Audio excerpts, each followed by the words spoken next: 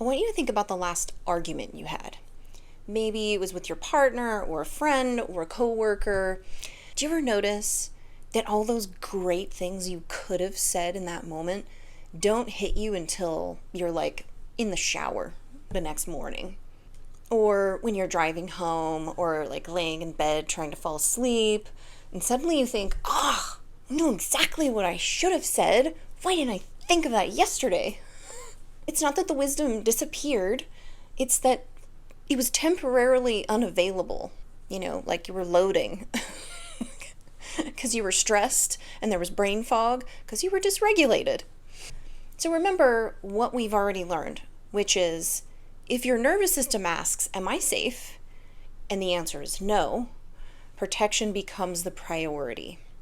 When protection becomes the priority, your brain is not asking, what's the wisest response here? It's asking, how do I survive this moment? And that's why trying to reason with yourself in those moments often doesn't work. And I think we've all done this where when we're anxious, we tell ourselves, just calm down. We're overwhelmed, we think, just think positively. Or when we're furious, we think like, okay, just be rational. That's the same thing as telling yourself to stop it. Imagine you're asking someone to solve a complicated math problem while they're running from a tiger. They're probably not going to do their best thinking in that moment. And that's not a measure of what they're capable of. It's because their brain has different priorities in this moment. So what if instead of trying to force yourself to think differently, you ask yourself first, what does my nervous system need right now? And that might be different in any given situation. Sometimes it's a slow breath or a short walk, some water, splashing cold water on your face.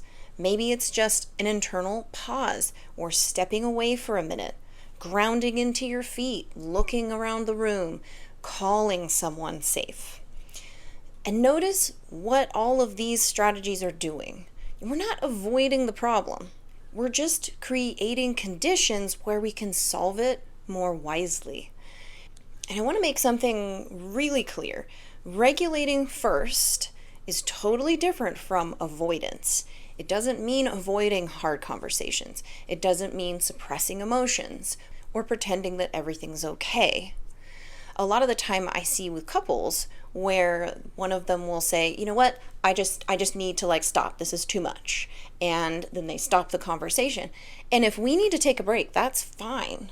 But we also need to come back when we're regulated. We can't just take a break. I need to regulate. I need to calm down, and then never deal with the situation. This means recognizing that this current version of me right now in this moment, I am not able to access my best thinking. So before I make an important decision or say something I can't take back, send that text, hit reply, I'm going to help my nervous system settle down a little bit. Just enough so that my wise thinking brain can be back in the driver's seat of this conversation. And that's not avoidance. That's regulating that allows you to come back into wisdom. And this in here changes the way we think about emotional maturity. Because emotional maturity doesn't mean that you never get activated or even dysregulated.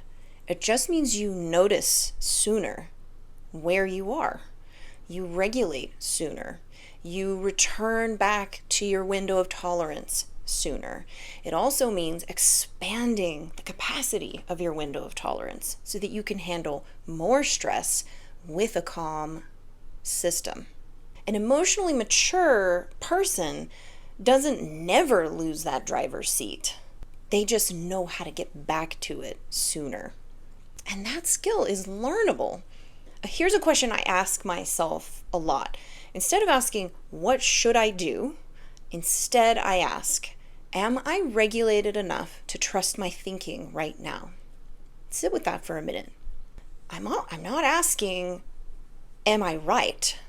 I'm not asking, is the other person right? I'm not defining myself by how I feel. I'm a bad person. Are they saying I'm a bad person? I'm not invalidating how I feel. I'm also not jumping into reactivity. I'm simply asking, am I regulated enough to trust what's going on in my head at this moment? Sometimes the answer is yes. Sometimes the wisest thing I can do is wait, breathe, walk, regulate myself, come back, and then think.